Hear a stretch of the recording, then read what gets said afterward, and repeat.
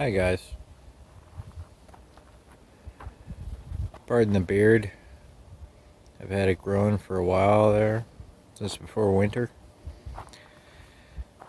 Keeps me warm. That's why I keep it. Typically in the summer I'll shave it, but for now it does the trick. Better than carrying a scarf around. Today I'm going to talk about the Wendigo. I've actually encountered this at the very least a half a dozen times throughout the years. A lot of people have an opinion upon it, and a lot of people don't really know what they're talking about. They do a lot of armchair research, and I guess it's been popularized through video games, and when people search it on the internet, they get vague statements from secondhand accounts, and it's not actually what it is. It doesn't have horns. It's not shaped like a cervid, meaning a deer, unless it's wearing the carcass of a deer on its head to attract something, I guess. It's nothing like that. The first time I saw one, that I know of anyways, for sure, was, I was roughly, let's say 20 years old, maybe a little younger, and I was standing on the back of a baseball diamond tier, bleachers pretty much, with my buddy, smoking a joint, and I was just looking around, and right behind this baseball diamond was a pretty big forest area, and it was all lit up by the baseball diamond lights. And there wasn't just the baseball diamond I was standing next to, which had lights, but they weren't lit up. There was a bigger one on top of a hill right next to us, and it had its lights lit up, and it was illuminating the forest canopy that I was staring at. And this was really dark out, just before it turned into true night. And as I was staring at this canopy, these two giant eyes opened up and looked at me. Like right down, right at us. Me and my buddy. Just for maybe, if you blink, you would have missed it. It was maybe 3 seconds, 4 or 5 at the most. It would look, and then it would shut its eyes. But these were giant eyes. Like, if I was to estimate it, the eyes must have been at least a foot in diameter, maybe even 2. From the distance I saw them. They were massive. They were red, and they were slit, like cat eyes. Even the shape of them were kind of like cattish. Kind of curved on the sides, with a slit in the middle, and big and red. And at the time, I can remember, I was like, oh wow, because I had never really seen anything like that before, and it stunned me, and I was taken aback, and I couldn't believe it, but at the same time I was filled with wonder, which is the case in a lot of my sightings. It's just, especially after I had a few, it's just, It's incredible what's out there, and you hear about it through people that actually encounter these things. But most of the time they're like, made into something bad. These things are dangerous if you're dumb enough to not realize they're there, to stick around, and to get close to them. But yeah.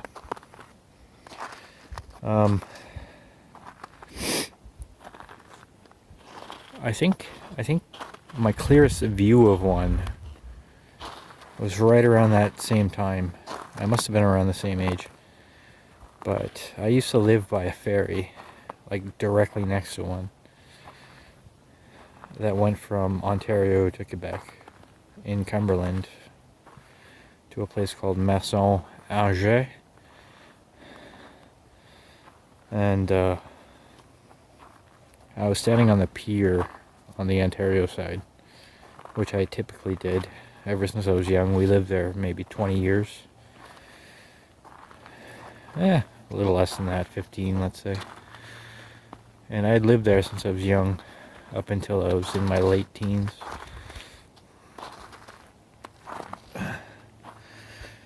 And I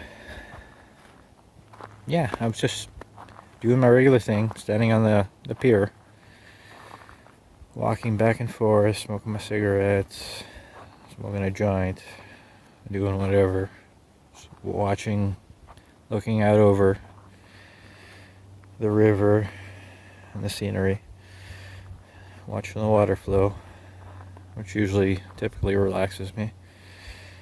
And I could see upriver something coming downriver. And I didn't really think much about it at first, but when I looked back, it looked like there was something attached to a log floating on the river on my side, not too far off the shore, maybe 50, 60 feet off the shore, floating downriver. And it looked like a corpse at first that had rigor mortis on this log, and I was like, oh my god, what am I looking at? And it was beyond what I expected, obviously. When it finally floated down to where I was, it was a creature that was fully alive. It wasn't a rigor mortis corpse, and it was huge. It was grasping this fallen tree, using it as a flotation device, and I suspect maybe something to hide behind if someone got too close. But it really didn't seem to care that I was watching it. I think it was just doing its thing, going down the river, trying to get to its point A to B. But when it got closer, I could see what it was. It's got to be a Wendigo. It was pure white, very, very large. Let's say, give or take, 13 to 20 feet in length, which is tall. Its skull, or its head, had huge eyes, very big eyes. That's the most prominent feature on its face.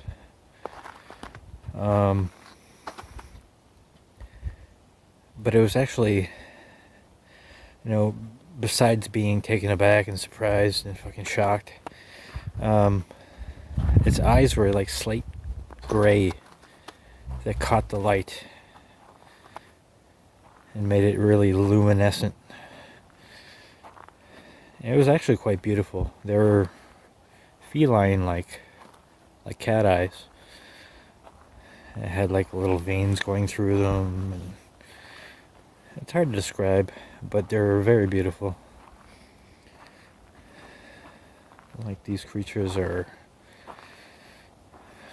made perfectly the way they are. But from the treetop sighting to the one that I actually got a full view of its upper body and its head and its arms, its hand. Yeah.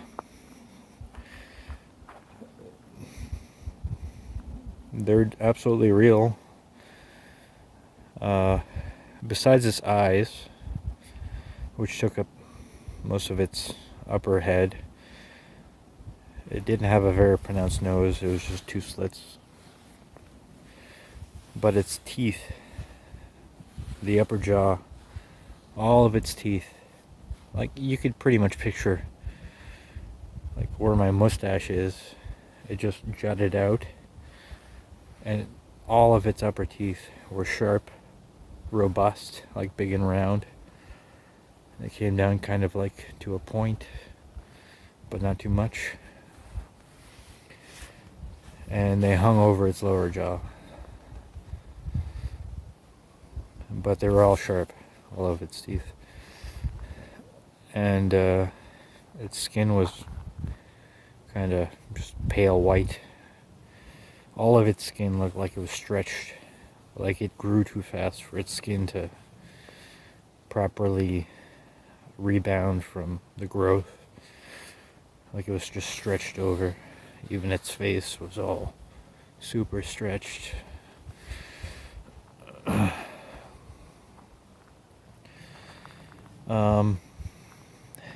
But as it passed by me, it knew I was there. It caught sight of me. As it passed me, it went from swimming downwards with its hand on the branch, and then it flipped onto its back, floating in the water, and took a good look at me.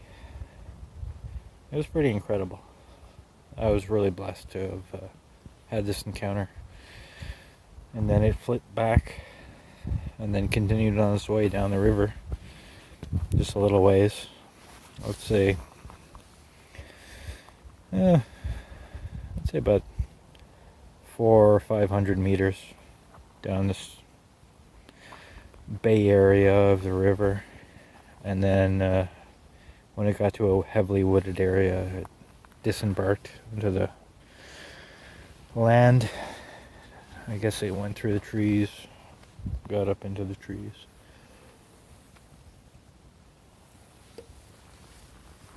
Right after I saw it pass me, I jumped off the pier and I was like, oh my God, I'm going to tell somebody this. And then in my mind, I'm like, they'd never believe me. So I was like, let's go watch it again. So I jumped right back on the pier and I watched it as it made its way down the river. And the back of its head isn't bulbous or anything. It just kind of slopes to the eye sockets. And its spine is kind of pronounced where it meets its neck and the head. It's kind of it has like a kind of a triangular ridge on the very back of its back and neck. I guess to support the weight of its head. It's perfect the way it's made, pretty much. Able to support itself perfectly.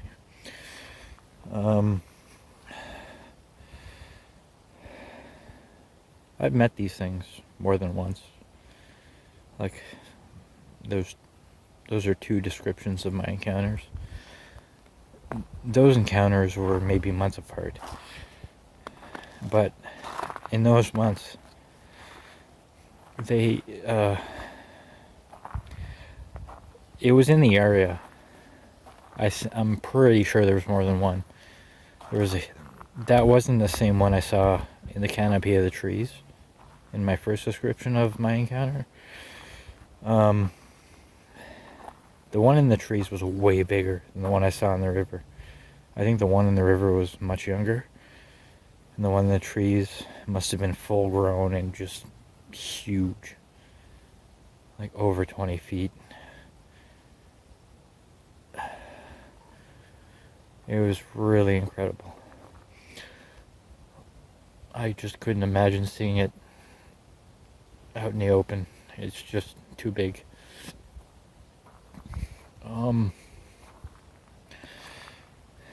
The tree I saw it in, I'm pretty sure I know the tree because I lived in that area for, let's say, near 20 years. And the tree was at least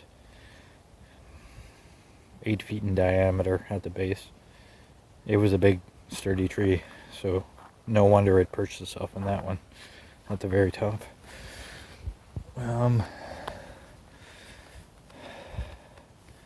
My other encounters with these, what would the next one be? Oh, it must have been the one from the river. But let's say maybe a week or so after my sighting of the one with my full view of one, the only full view of one I've seen, which passed by me in the river. It must have been the same one. I was using an old creaky bike and biking around in the middle of the night. I don't know why I did that. I guess I was just restless. Beating myself up at night when I was younger. But I was in the middle of nowhere. It was called Woolhaven Drive. And there was a lot of farm area, but it was mostly forest. I could hear something scuffing the pavement behind me as I creaked this bike away. It was just, it had that squeal when, the chain isn't well oiled and it's kind of an old bike. The gears are kind of broken, so it kind of clicks every little once in a while. But yeah, I heard this thing, something scuffing behind me on the pavement, pretty silently, considering its size. And I just glanced back. And yeah, I saw something as tall as me, but on all fours. As tall as me sitting on a bike, which was kind of tall. And it was probably taller than me on my bike. Just behind me with a huge head. With his eyes kind of squinting, closed. But I knew. It was the same one I saw in the river. It was right behind me, keeping pace, maybe a meter and a half away. And wow, man. I super shot my bike. Like, I got a burst of adrenaline and just pedaled my ass off to the nearest street lamp. And they're few and far between in that area. So it was about, let's say, 100 meters, maybe 150 meters away. But I got there in freaking no time at all. And I skidded to a halt sideways and looked back. It was nowhere to be seen. I guess in my haste it had enough time to bound off into the fields or the forest right next to me. And yeah. After that I just went straight home. I had no desire to stay out there and see what else would happen.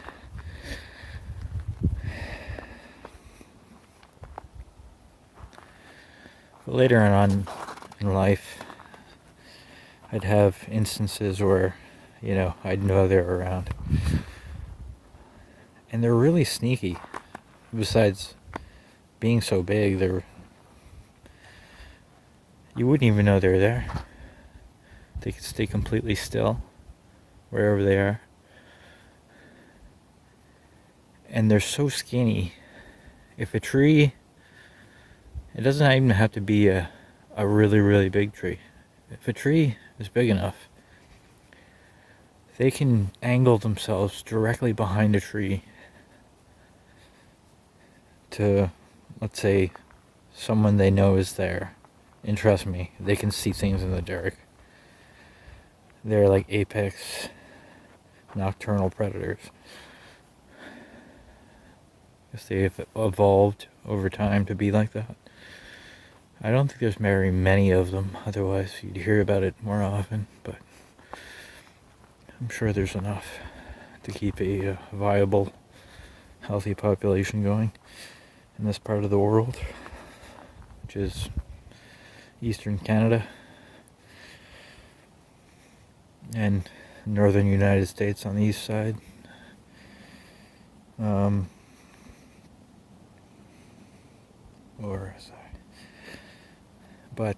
Yeah, I've seen one hop. The tree was maybe a foot or two in diameter, and it hopped from one to the other, maybe 15 feet away, but it would hop like straight and then hop behind the other one.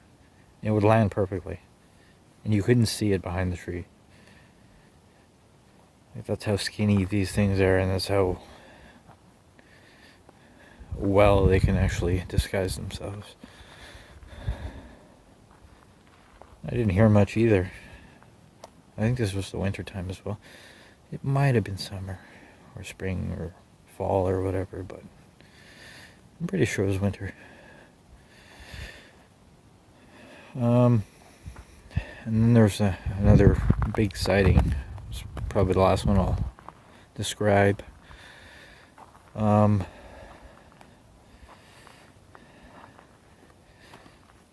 I'll probably include a picture in the future in another discussion about these things. To the best of my abilities, I'll try to draw this thing, whether it be a computer or an actual sketch. I'll try to do that. But the last sighting, it wasn't really a sighting because I didn't see it at all. I wasn't actually going out of my way to. Oh, I actually did, but only a fleeting glimpse. But I'll describe the sighting or the encounter. I was along the Outer River, and this was, even though it's one of the only green spaces in Ottawa that is very big, it's still very close to houses and stuff like that. Like, I was maybe half a kilometer away from a very big housing project, and if you go the other way, maybe a couple kilometers away.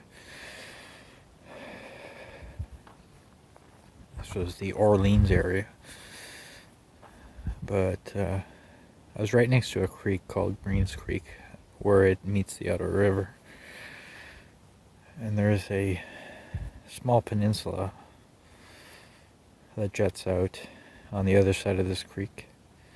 It's wooded, and in the spring it's typically flooded, at least 10 feet high, unless it's a good year, then it's only a couple of feet. But I'd seen a light up in the top of this canopy of trees right next to me, and where I was, it was elevated up to the ground, so on the other side I would pretty much be eye level with the canopy of these trees. And I saw this light up like a lantern almost, and it started moving around, and I could see it swinging its way down the canopy. And this was a pretty thick canopy. It was at least, let's say 20 meters thick, top to bottom. The canopy of the trees, the actual foliage that covered it. And it looked like it was stepping from a branch to a branch, and with the lantern swinging. And after that, I was like, yeah, that's got to be something big, and I think I know what it is. It's got to be a fucking Wendigo. They got a hold of a lantern, or somebody left something, or it took something from somebody that left something. I have no idea how it got a hold of something like that, but it worked, and it was using it, and it was climbing down from the canopy of the trees. And before it actually got into the bottom of the tree canopy, and it was well into the trees, so I couldn't really make anything out. This was night, so everything was shaded, dark. But the light turned off as soon as it reached the bottom of the canopy. And shortly after, I could hear a faint swirl of water. I guess it had entered the river. And I pretty much, at that point, I knew what I was seeing. It had to be a Wendigo. Nothing could swing that far through trees like that. Even a Bigfoot is not big enough to actually make that kind of motion through trees.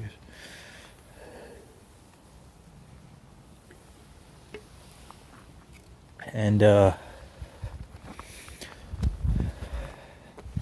yeah, well, I was getting drunk at the point. And at that time, I drank something a little harder than what I typically drink nowadays. So I was good, and I had a good amount of liquid courage in me. And I went to the creek edge, not unarmed. I had a Bowie knife on me.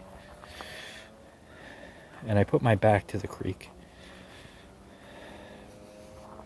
with my Bowie knife right in front of me, close, not really giving it much away. I gave it a moment or two. It was a while ago, let's say a minute. And I glanced behind me into the water. And this big white face was maybe a foot beneath the surface, looking up at me with bloodshot red eyes. I think it was moonlight that lit that night. I didn't have any artificial lights lighting up anything. And it did not look happy with me. But luckily for me, it receded back into the depth of the creek. And yeah, after that, alarm bells were always ringing, but I managed to quell most of that inside. But after that, I went back up the hill, away from the creek, kept my ears peeled. I finished the bottle of whatever I was drinking off. It was probably Old E. And put on my rollerblades and got the heck out of there. Not like a crazy man or anything, just at my own pace. I'm a smoker, so I have to actually keep a pace, otherwise I'll pull a heart attack or something stupid.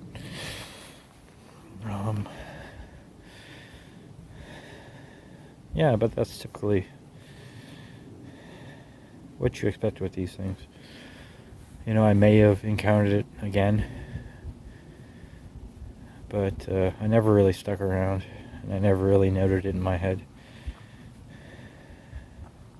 that I can remember.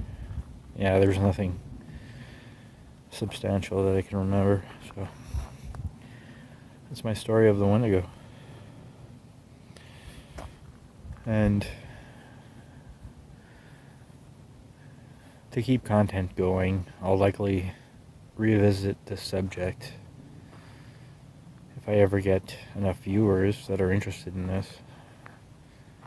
I can probably fill them in on what I know and the insight I've actually gathered along the way, which has been years in the making, perhaps a couple decades now.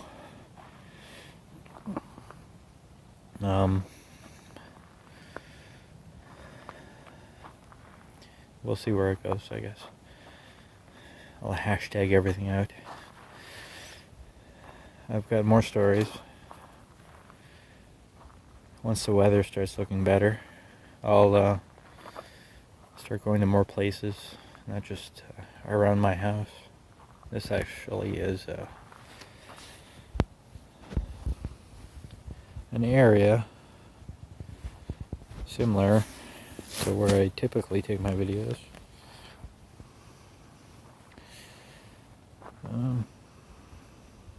Yeah, well, I'm just gonna keep it going. Pointed this way, but yeah, I have my little bench up here. Got a bad camera on the front of my camera, so probably can't see much, but this is an area I've typically taken my videos in. It's a ravine right near where I live. I'm lucky the creek is frozen. I've got little turkey tracks all over the place. Maybe a fox or coyote ran through here not too long ago. Got those tracks too. Gobble gobble. Nibble nibble. But yeah, I'll be sure to fill you in on more details in the future. Thanks for hanging in there. Thank you for watching.